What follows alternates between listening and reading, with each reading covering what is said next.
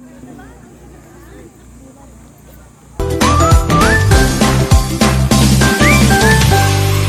mga Lodi, pagbiglaan niya talaga natutuloy mga Lodi. At dito nga kami magse-celebrate ng birthday ng tropa namin na si Marvin and Jepoy. So in advance lang namin.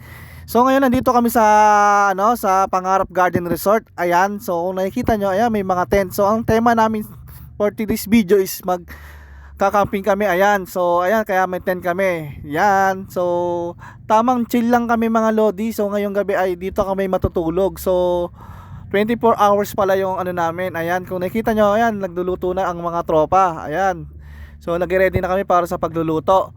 And then ang isang tao pala dito guys, 250 po ang isang tao. Bali kung kukuha po kayo ng tent is 350. Ang kuha namin dyan, ayan, kung makikita nyo yung kulay blue na tent yan, 350 lang yan mga Lodi.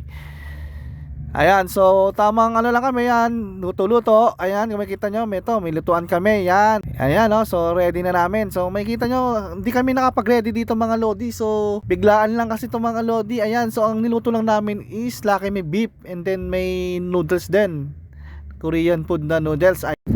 Alauna pasado na kasi, kaya wala na rin kami mabilihan na food. Buti na lang nagdala lang ng noodles ang tropa namin na si Sam. Ayan, so kaya yun, ayan, tamang food trip lang kami ng Pancit Canton and then Korean noodles. Bali pinagsama na namin yan mga Lodi. So ngayon mga Lodi, ipapasilip ko sa inyo yung magandang tanawin dito sa Pangarap Garden Resort. At ito na nga yun.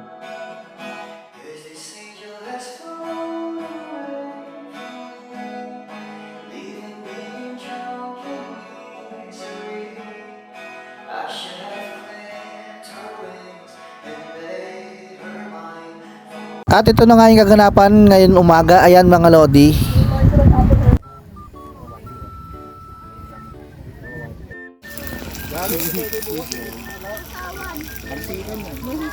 Parang price lang yun. Ay, sabi ng mga lalaki nito.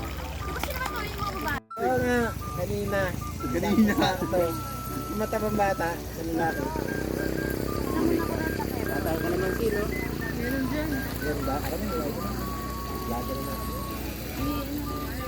Oh, delikado ka. Bakay na Baka matyopaw ka.